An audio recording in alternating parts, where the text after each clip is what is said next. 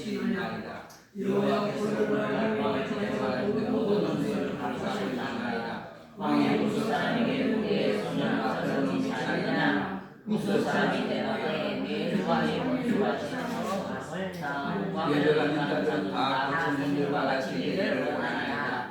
왕의 마음이 시기하나 물로 올라가니라. 저희가 올라갈 때에 말하니 내 아들로나 내 아들로나 내 아들로나 죽었으나 압살롬 내 아들아 하였더라. 아멘. 공공한 말씀을 통해서 이 시간에는 어버이절로 이와 같이 어버이의 마음이라는 말씀으로 잠시 은혜를 받기를 원합니다. 우리 사무엘하 3장 2절로 5절 말씀에 보면 다윗의 왕가에 그 자식을 낳았는데 자식들이 어디에서 어떻게 낳는가 하는 사실을 소상하게 말씀을 하고 있습니다. 다윗은 이와 같이 헤브론에서부터 시작해서 맏아들을 낳았는데 그 맏아들이 암논이고 둘째가 길르앗이며 셋째가 바로 우리가 잘 아는 압살롬이요 넷째가 바로 아도니아고 다섯째는 스바다요 여섯째는 이드르암이라고 하는 아들을 헤브론에서 낳았습니다. 다윗은 이 헤브론에서 6명의 여자를 거느리고 각각 하나씩 아들을 낳았는데 그리고 그가 또한 이와 같이 예루살렘에서 이와 같이 거처하면서 그는 6명의 또한 아내를 거느리고 그 6명의 아내를 통해서 또 자녀를 생산하기도 했습니다. 그래서 그때의 자녀들이 16명, 그래서 도합 말하면 17명의 남자 아들이 있었다고 말할 수 있습니다. 그 중에 17명 가운데 다 사랑하고 아끼고 이 아까운 자녀들이지만 특히 다윗은 이 압살롬에 대해서 상당한 관심을 많이 가졌던 아들이었습니다. 그 이유는 압살롬이 키도 크고 건장하고 또 미남이었다라고 성경은 말씀하여 주고 있습니다.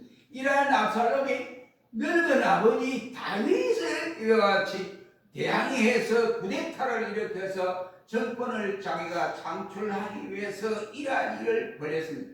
그러나 그 모든 계획은 백일천하에 다 꿈은 깨어져 버리고 역적으로 몰려서 도리어 그는 역습을 받아서 비참하게 젊은 나이에 안타깝게 최후를 마쳤던 모습을 볼 수가 있게 됩니다.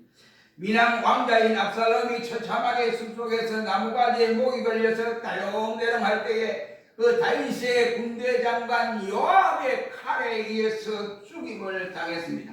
그는 요압에 의해서 칼로 죽임을 당할 때 그 반응도 한 번도 해보지 못하고 그냥 목이 달랑달랑 걸린 채로 요압 장군에게 처참하게 죽었던 모습을 볼 수 있습니다. 이 사실 요압은 다윗의 군대 장관으로서 늘 다윗이 신임을 하던 장관이었습니다. 그래서 이 요압은 자기가 기쁜 마음으로 전장에서 달려와서 다윗 왕이여 우리의 원수 민족의 원수요 또 왕의 원수인 아들 압살롬이 죽었습니다 라고 보고를 하기에 이르렀습니다. 그때에 그 소리를 듣고 있던 이 다윗이 비통에 젖어서 안타까운 마음으로 신하들 앞에서 울면서 말하기를 압살롬아 내 아들아 압살롬아 내 아들아 차라리 네가 죽지 아니고 내가 죽었으면 좋을 뻔했구나 하고 눈물을 흘리면서 애통하며 말하고 있고 우리 성경은 이 압살롬으로 인하여 다윗이 우는데 얼마나 비통하게 울었던 간에 창자가 꼬일 정도였다라고 표현하고 있습니다. 그때 다윗은 그 마음이 심히 아팠더라 라고 말씀을 하고 있습니다. 많은 군사들이 아니면은 그리고 그의 신하들이 이 압살롬이 죽었다 반역자가 죽었다는 이 말을 듣고 이 우리로 말하면 왕의 국정을 보는 이와 같이 왕의 사무실이죠. 거기에서 이와 신하들이 왕이여 정말로 기뻐해야 할 일입니다. 우리의 원수가 죽었으니 우리의 반역자가 죽었으니 왕도 근심거리가 없어지고 백성들도 평안하게 살 수 있는 이러한 기회가 되어졌습니다 라고 하고 기쁘게 이렇게 왕에게 구했는데 뜻밖의 왕은 그래 잘했다 그는 뭐 진작 죽어야 할 놈이야 나의 자식이지만은 이와 같이 내 원수같이 생각했던 아이인데 잘 죽었어 잘 죽었어. 그래 요압 장군이 그 아들을 잘 처단했다. 그래 잘했어 하고 칭찬할 줄로 알았던데, 그런데 신하들과 요압 장군이 보니까 다윗이 너무너무 괴로워하고 울면서 애통하면서 창자가 비틀어 보일 정도 고통을 알았더라고 했습니다. 이것이 바로 모두가 부모라고 하는 이와 같은 자식을 향한 마음이 아닐까 생각합니다. 과거의 젊은 시절의 괴로움의 연속으로 이루어졌던 것이 다윗의 생활의 전철이었습니다. 그것은 다른 것이 아니라 자신의 죄에 대한 대가로 하나님께로부터 받은 이와 같은 대가였더라면 그 고통을 능히 감당할 수 있을 터인데, 그는 그의 장인인 사울에 의해서 엄청난 괴로움을 당하고 피난을 당해야 하는 이러한 괴로움도 없지 않아 고난도 있었습니다. 그러나 지금의 이 괴로움은 다윗의 일대기에서 가장 두 번 다시 없는 괴로움의 상태였다는 것을 볼 수 있습니다. 일국의 통치자로서 쿠데타를 일으킨 반역자들을 단호히 엄밀히 처단해야 할 것은 당연한 사실이었습니다. 그러나 그는 막상 그 아들이 죽고 나니 그의 가슴은 갈기갈기 찢겨지는 이러한 고통과 괴로움의 연속이었습니다. 그는 법과 공의를 초월한 아버지와 아들과의 끊을 수 없는 끈끈한 그 뜨거운 정이라고 하는 이것이 바로 거기에 있었기 때문에 다윗은 마지막 죽었다는 이 소식을 듣고 그는 괴로워하고 울기를 시작했습니다. 오늘의 역사나 성경에 나타난 여러 인물들 중에 보면 다윗처럼 가슴이 찢어지는 슬픔을 당한 사람은 그다지 많지를 아니합니다. 오늘은 우리가 어버이 주일을 통해서, 오늘 본문을 통해서 어버이의 마음이 어떤 것이냐, 이것을 우리가 상고해 보면서 우리가 어버이에게 다 하지 못한 것, 우리가 스스로 내가 이렇게 해서 다 하지 못했구나, 내가 이렇게 해서 그때는 몰라서 그랬구나, 돌이켜 생각해 보면서 다시 한번 회개하고, 어버이가 계시는 분들은 이제 남은 생에 어버이를 즐겁게 하고 기쁘게 하는 아름다운 역사들이 일어나는 귀한 시간이 되었으면 하는 것입니다. 첫째로 다윗의 이 비탄은 어버이 자신의 정이 어떤 것인가 하는 것을 우리에게 깨닫게 해주는 내용입니다. 지금 다윗은 세 번째 아들인 압살롬이 죽었다는 소식을 든 장소가 바로 자기 안방에서 이와 같이 요압이 몰래 찾아와서 아들이 죽었습니다 하고 두 사람이 귀에 말해 속삭인 말이 아닙니다. 저들 문무백관들이 한자리에 모여있는 자리에서 그 사실을 듣게 되었습니다. 이때 많은 군신들의 생각하기를 알터미가 쑥 빠지니까 왕도 시원하겠다 생각을 했고, 저들도 이제 걱정할 일이 없으니까 우리도 안심 놓고 정치를 할 수가 있겠다, 이렇게 기분 좋게 생각을 하고 왕이 그럴 것이라 생각했는데, 다윗은 그렇지 못하고 신하들이 보고 있든 보지 않고 있든 간에 상관하지 아니하고 자기 집무실에서 대성통곡을 했더라고 말씀을 하고 있습니다. 그렇게도 애비를 못 살게 하고 괴롭혔던 아들이 죽었는데도 불구하고 아버지로서 속이 시원했어야 하는데 그러하지 못하고 이렇게 괴로워하는 그 이유가 대간절 무엇일까 하는 것입니다. 아버지와 아들 이 관계에 있어서는 그냥 남과 남의 관계가 아니라 그의 관계는 떼야 뗄 수 없는 육신의 끈끈한 정이 아버지와 아들 사이에 매여있다 이 말이에요. 그것은 어떻게 된 일입니까? 하나님이 주시는 자연 은총에 의해서 그러한 것을 허락하여 주었습니다. 아무리 자식의 행동에 이어하지 못했고 악한 일을 한 결과로 죽음을 당했을지라도 그의 죽음을 보고 어머니가 생각하기도 뭐야 잘 죽었구나, 이러면 진작 죽을 걸 네가 내게 이렇게 가슴에 멍을 들게 하고 온 국민들에게 걱정 근심을 일으키게 했으니 잘 죽었다 이렇게 하는 그런 부모는 이 세상 어디도 없을 것이라고 생각합니다. 인간은 누구를 막론하고 적에 얽매여 있는 경우들이 대단히 많습니다. 하나님이 이와 같이 허락하여 주신 일반의 정 속에서 이어지는 정이라고 말을 할 수가 있습니다. 사람에게 이것이 없다고 해보세요. 여러분 어떻습니까? 가끔 우리 뉴스에 듣지 않습니까? 애기 엄마가 아기를 낳고 질질 밟아서 아기를 죽였다. 기가 차요. 요즘 구속돼가지고 아마 사형 선고를 받지 않겠느냐 이렇게. 세상의 일에 대해서는 얼마나 삭막하게 되어지겠습니까? 여러분, 우리 저 공산주의 특히 멀리도 갈 필요 없어요. 저 북한을 보십시오. 탈북하는 사람들의 이야기가 대다수의 얘기가 살기 위해서 탈북을 했습니다. 그런데 자기는 한국에 와서 전향해서 잘 살고 있는데 그 부모님이 걱정이 되는 거예요. 그러니까 동생들이 걱정이 되는 거예요. 그래서 걱정이 돼서 우리 어머니 아버지가 나가 탈북했다는 사실만 알면 정부에서 가만히 있지 않을 건데 아버지 탄광에 보내더니 무슨 이와 같이 어려움을 가할 것인데 절대로 어머니 아버지가 알지 못해야 된다. 그리고 정부가 알아서는 안 된다. 이건 비밀리에 이와 같이 와서. 그래서 만약 저기 공안당국에 와서 나 자신 딸 어디 갔느냐 아들 어디 갔느냐 우리 모르겠다고 중국 같이 싶은데요. 이렇게 변명을 하고 그냥 넘어가는 경우가 태반사라고 합니다. 여러분 그런데 그들은 어떻습니까? 이와 같이 자식이 부모를 감시하고 부모가 자식을 감시해서 자기 당에 해롭게 하는지 아니하는지를 살펴보고 해롭게 하면 부모도 상관없어요. 그냥 갖다 그냥 보안당국에 하여 바치는 것입니다. 왜 그럴까요? 이것이 가정이라고 하는 존재를 깨닫지 못하도록 만든 것이 공산주의의 원리라고 할 수 있습니다. 오직 당만을 위해 살아라 이런 말.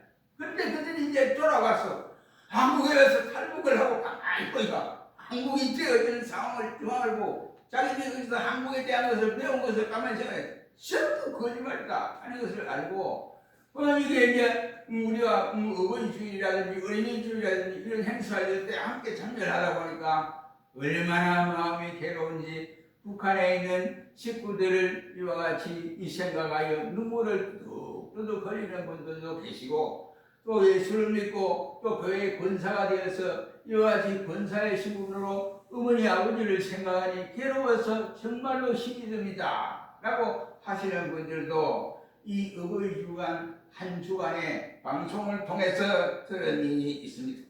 저는 한가족이라는 느낌을 받을 수가 없습니다. 공산주의가 다 그렇지 않습니까? 그러나 우리 성경에 보면 어버이의 자식에 대한 이 정과 비판이 얼마나 많이 있는지 우리에게 알려주고 있습니다. 창세기 21장 16절 말씀에 보면 우리가 잘 아는 대로 하갈과 이스마엘이 도저히 아브라함의 저에 있을 수 없어서 사라에 의해서 쫓겨났습니다. 그래서 쫓겨났었더니 웰셀바라고 하는 곳에서 나와서 있다가 먹을 것도 떨어지고 물도 떨어졌습니다.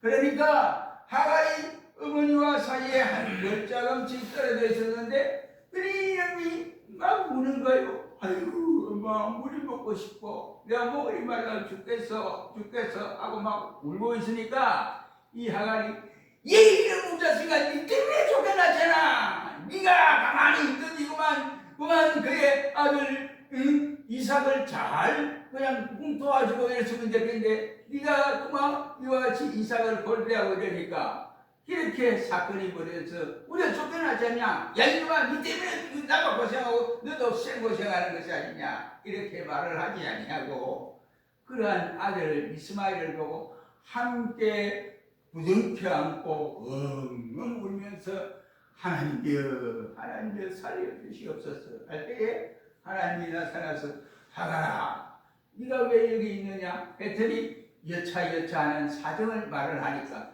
하나님이 말하기를 하갈아 빨리 돌아가거라.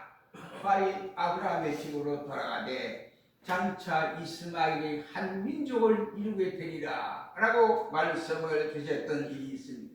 그의 부자가 함께 떼안고 광야에서 엉엉 울었던 이 사실은 바로 무엇입니까? 한마디로 말하면 그들의 이와 같이 아들과 어머니에 대한 정이 끈끈하게 붙어 있기 때문이다 라고 할 수가 있습니다. 자신의 형편을 생각해 볼 때 괴로워서 이와 견딜 수 없습니다. 그래도 그 하가는 그 아들을 목을 남고 엉엉 울었다는 사실. 창세기 37장 34절 말씀에 보면 야곱은 요셉의 행방이 없었습니다. 그래서 바로 12아들 가운데 11번째 아들인 이 요셉이 행방이 외연했습니다. 그들의 형제들은 요셉이 짐승들에게 잡혀 죽었는가 봅니다 하고 짐승을 잡아서 요셉의 옷을 벗고서 그 피를 묻혀서 아버지에 갖다 보였습니다. 아버지, 이 요셉의 옷이 맞지요? 그러니까 막 야곱이 그 옷을 부여잡고 아들아 내가 사랑하는 아들이 있지만 마지막 라헬을 통해서 얻은 아들이 둘밖에 없는데 그의 마지막 첫째 아들이 네가 아니냐? 그래 네가 죽었다니 내가 어떻게 살면 좋겠느냐? 내 지금 시대는 노년에 이르고 마지막 베냐민밖에 없는데 내가 사랑하는 아내 그 라헬을 생각하니 기가 차고도 기가 차다 하면서 눈물을 줄줄 흘렸던 사실이 있습니다. 이것은 요셉의 행방이 이와 불분명할 때 통곡했던 야곱의 모습을 볼 수가 있습니다. 야곱이 이와 같이 생각해보니 요셉이 죽은 줄로 알고 그렇게 엉엉 울었던 사실을 볼 수가 있습니다. 창세기 35장 16절로 19절 말씀에 보면 또 에레미야 31장 15절 말씀에도 보면 라헬은 야곱의 12아들인 베냐민을 출산할 때에 바로 그 출산하는 어머니 라헬이 죽으면서 이 아들이 걱정이 되는구나. 이 아들이 어떻게 하면 좋을까 하고 그는 울면서 이와 같이 안타까운 마음으로 이 피덩이 된 이 가련한 아들을 안에 안고 이와 같이 울었더라 라고 말씀을 하고 있습니다.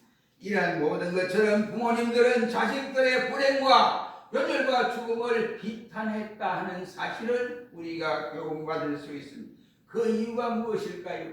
끊을래야 끊을 수 없는 이 어머니의 육신적인 정 때문에 저들이 저를 죽어가는 모습에서 그 아이를 잊지 못하고 이와 같이 안고 또 이와 같이 괴로워했던, 그래서 눈물을 펑펑 흘렸던 이러한 모습을 볼 수가 있습니다. 그러면 어머니의 육신적인 이 정은 어떤 것이라고 말을 할 수 있습니까? 이것은 자식의 행한 대로 갚지 못하는 정이다 이런 말입니다. 자식이 부모의 홀대를 해도 부모의 입장은 절대로 그 자식을 갚으려고 하지 않습니다. 이놈아, 네가 한 대로 내가 갚아주마. 이런 부모는 천하에도 없습니다. 만약 그런 부모가 있다고 한다면 그 부모는 괴른 부모라고 말을 할 수 있습니다. 오늘 본문 말씀에도 보면 이 압살롬의 소행을 행한 대로 갚는다고 한다면 윤리적으로 볼 때 자식의 할 일을 다 하지 못했던 아들이었습니다. 그리고 국법으로 봐도 반드시 반역자가니까 이와 같이 서형에 처할 수밖에 없는 그런 아들이었지만 그의 죽음을 조금도 비통해 해서는 안 되는 상황이었지만 그러나 요압 장군에 의해서 그의 아들이 죽었다는 소식을 들었을 때에 이 그의 아버지 이 다윗은 창자가 비틀리는 통증을 안고 그가 압살롬아 하면서 엉엉 울었다라고 말씀을 하고 있습니다. 이것이 어버이의 정이라고 하는 것 때문에 이런 현상이 일어납니다. 자신이 어버이에게 하는 것을 보아서는 당장이라도 죽이고 싶고 내몰아라 하고 싶지만은 그래도 행한 대로 할 수 없는 것이 바로 어버이의 정이다 이란 말이 되겠습니다. 그러니 자식의 불행을 보고 슬퍼하고 울고 있을 수밖에 없습니다. 이러한 정은 지위도 망각한 정이다 라고 할 수가 있습니다. 다윗은 지금 문무백관이 보는 앞에서 압살롬의 죽음을 놓고 괴로워하고 있는 모습을 봅니다. 여기에는 그의 지위가 없습니다. 그의 이와 같은 권위도 그의 자신의 이체면도 모든 것이 다 없어져 버립니다. 왕이 대체통을 생각한다고 한다면 신하들 앞에 그렇게 울 수도 없습니다. 사무엘하 19장 7절 말씀에 보면 왕이 압살롬의 죽음 앞에 정신을 잃고 울고만 있으니까 이것을 보다 못한 요압 장군이 그 왕에게 이와 같이 항의를 합니다. 왕이여, 왕은 정말로 그 아들이 이와 같이 모든 것을 이 반역을 했으니 반역죄에 대해서 죽일 것을 말씀을 했지만, 그러나 마지막 그 아들을 죽이면서 요압아, 네가 압살롬을 죽이려거든 잘 이와 같이 고통스럽지 않게 잘 좀 돌아봐 주라 라고 이렇게 부탁하는 모습을 봅니다. 그가 전쟁에 나가는 요압 장군에게 왕이 이렇게 부탁하는 이 말은 정말로 기가 차는 말이요. 왜 왕이 생각하는데 아이고 우리의 원수고 국가의 원수요, 반역죄를 지은 사람은 그냥 법에도 그냥 살려주지 못하고 죽어야 되는데 왕이 왜 저런 말을 할까, 이런 생각을 할 정도로 마음이 안타까워서 왕이 우는 장면을 보고 왕이여, 차라리 내가 죽었으면 좋겠습니다. 내 군대가 가서 이와 같이 압살롬의 군대에 압도당하여 우리 군대가 뭘 살라고 나도 그 자리에 죽고 싶으기를 원합니까 하면서 도리어 요압도 이처럼 다윗에게 안타까운 마음을 표현하기로 하겠습니다.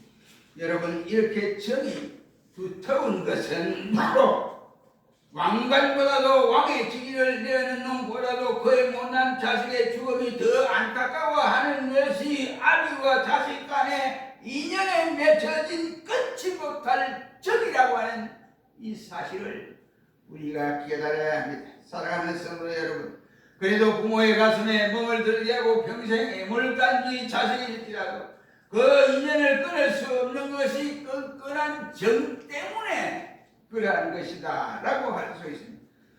대신 압살롬의 잘못된 것을 이와 같이 모든 것을 받아야 한다는, 이와 같은 것은 그가 이와 벌을 받아야 한다는 것은 아버지 다윗도 너무나 잘 알고 있습니다. 그러나 그가 말하기를 압살롬이 죽었다는 그 말을 듣고 나서 압살롬 대신에 내가 차라리 그렇게 죽었고 압살롬이 살았어야 하는데 라고 다윗은 고백하는 모습이 바로 끊을래야 끊을 수 없는 정을 다시 한번 확인해주는 내용이다 라고 말을 할 수 있습니다. 33절 하반절 보십시오. 다윗은 너를 대신하여 내가 죽었으면 이렇게 고백을 하고 있습니다. 이렇게 부모의 정은 자식의 죽음까지도 대신하려는 정이 있습니다. 요압 장군이 볼 때 압살롬은 왕자로서의 이탈했으니 처벌을 받아야 마땅하게 보여졌고, 신하들도 볼 때는 이처럼 압살롬이 죽어야 나라의 안정도 찾는 데에 동감하는 이와 같은 모습을 보이기도 했습니다. 그러나 사람들 가운데 어느 누구도 압살롬을 좋아하는 사람이었고 사랑해줄 사람이 없었지만은, 그러나 다윗만은 그러지 아니하고 다른 사람이 뭐라고 해도 다윗은 그 죽은 압살롬을 미워하는 대상이 되거나 역적으로 죽음의 대상이 된다고는 생각하지 아니했습니다. 이것이 바로 어머니가 자식에게 주는 사랑, 정이라고 하는 것이라고 할 수 있습니다. 부모는 자식이 잘나든 못났든 간에, 아니면 잘되었든 못되었든 간에 자식이 부모에게 하는 대로 값지를 아니고 늘 안타까운 마음으로 이처럼 마음만 자식을 향하여 가지게 되는 모습을 봅니다. 이것이 바로 이 이름이 자식은 어떻게 해야 됩니까? 부모를 공경해야 한다라고 하는 사실. 그렇다면 오늘 본문에 나타난 이 다윗이 하는 이 처세, 이 다윗이 하는 이 비탄은 무엇을 우리에게 상징해주고 있습니까? 이것은 다른 것이 아니라 하나님 아버지의 사랑을 우리에게 제시해주는 내용이다 라고 말을 할 수 있습니다. 다윗이 배륜 반역자인 아들이 비참한 총괄을 비통해하는 모습에서 하나님께서 죄인된 저와 여러분들을 어쩌면 저 죄인을 살릴까, 어쩌면 죽을 수밖에 없는 지옥에 가서 떨어져 고통받을 수밖에 없는 저 인생들을 어떻게 회복시킬까 생각하니 바로 죄 없는 사람이 대신 지면 된다 생각하고 그 아들 예수 그리스도를 이 땅에 도성인신으로 보내서 죄인된 우리를 살리기 위해서 그 엄청난 하나님의 사랑을 우리에게 쏟아 부어주기 위해서 예수님의 자기 아들을 버리셨던 모습을 볼 수가 있게 됩니다. 그러므로 우리는 다윗의 쏟은 이 사랑이 어떤 점에서 하나님의 사랑을 나타내 줍니까? 범죄한 자를 사랑하시는 하나님의 사랑을 우리가 느낄 수가 있게 되어집니다.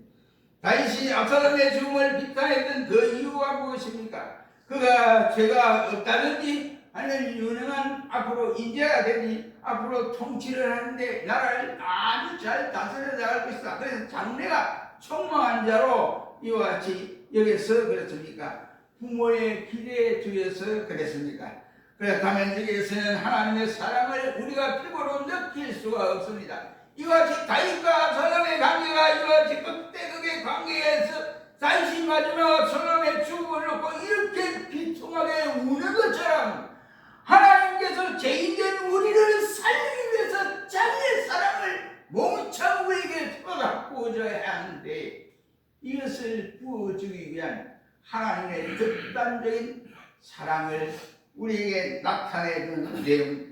사무엘하 18장 5절 말씀에 보면 다윗은 요압에게 악한 압살롬에 관대히 하여 줄 것을 바란다 라고 요압에게 당부를 했습니다. 이런 인생이 수천 년 수만 년 이와 같이 죽을 죄를 범하여서야 용서하시고 살려주실 심정으로 바로 하나님이 아들을 보내어 그 사랑을 우리에게 허락하여 주기 위해서 단 하나밖에 없는 아들까지 희생시켜 주신 하나님의 놀라우신 사랑을 깨닫게 하는 역사라고 할 수 있습니다. 대신하시는 하나님의 사랑을 견뎌냅니다. 다윗은 내 아들 압살롬아 내가 도리어 너 대신 죽었으면 좋을 뻔했다 라고 울고 통곡을 했습니다. 죄를 범한 대신에 죄가 없으신 분이 대신 죽으시는 사람은 이 세상에 어느 누구도 없습니다. 그러므로 우리를 구속해 주시는 예수 그리스도 밖에는 없다는 말입니다.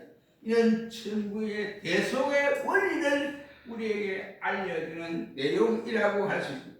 고린도후서 5장 21절 말씀에 말하기를 본 의를 위하여 죽거나 아니면 선을 위하여 죽는 사람이 있지만 그러나 죄인을 위해서 대신 죽는 사람은 없다 라고 말씀함으로써 우리 죄인된 우리를 살리기 위해서 예수님 자신이 십자가에 달려 희생 제물이 되어 주신 것을 우리에게 깨닫게 합니다. 그러므로 사랑하는 성도 여러분, 우리가 진정코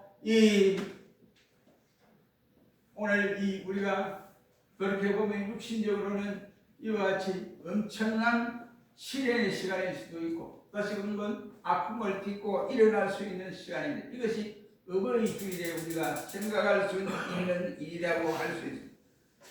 물론 어버이에 대한 이와 같은 사랑을 다 갖지 못한 것은 저 역시도 말할 수 없습니다. 어릴 때는 어리다고 그러고 또 공부할 때는 공부한다고 거기에 여념이 없고 또 성장해서 결혼하면 우리가 목회를 하다 보니까 찾아가서 배울 수도 없는 이런 상황에도 없지 않아 있었던 일들이 있습니다. 자식은 어버이의 한없는 사랑을 깊이 깨닫고 평소에 교도를 다 하겠다고 하는 것을 깨닫게 되는 말씀이다 라고 할 수 있습니다. 어머나 부채에 의해서가 아닙니다. 이렇게 위대한 어머니 사랑에 감동하여 우리 모두 남은 부모가 지금 살아계시다면 효도할 수 있기를 축원합니다. 그 다음에 우리가 어머니가 자식을 사랑하는 마음에서 거기에 마음도 원수도 같은 마음도 사랑으로 허용을 하듯 하나님이 죄인된 우리를 찾아와서 하나님의 사랑을 듬뿍 부어주신다고 하는 이 사랑을 깨닫고 위로는 우리의 바로 하나님을 사랑하고 아래는 부모를 공경하는 이러한 역사들이 그 지위를 통해서 우리가 구원받아 하나님 앞에 더욱 믿음으로 살아가는 아름다운 역사가 일어나기를 주의 이름으로 축원합니다. 기도하겠습니다. 거룩하신 주님, 우리가 이와 지금의 주의를 통해서 다시 한번 부모에 대한 사랑, 부모에 대한 우리의 행동을 어떤 모습으로 갚아들였는지를 생각하면서 우리 스스로 깨닫는 귀한 시간이 되게 하여 주심을 감사합니다. 늘 부모의 사랑을 대신하여 하나님이 우리에게 쏟은 사랑은 부모보다 더 큰 사랑을 쏟아받은 하나밖에 없는 독생자를 우리를 살리기 위해서 희생 제물로 주신 그 하나님의 사랑에 감동 강화되어 늘 하나님의 사랑을 깨닫고 우리가 이 땅에 살아가는 동안에 하나님 사랑하고 부모를 존경하는 아름다운 역사들이 일어나도록 은총을 주시옵소서. 예수님 이름으로 기도하옵나이다. 아멘. 찬송 드리겠습니다. 찬송가 305장이 되겠습니다.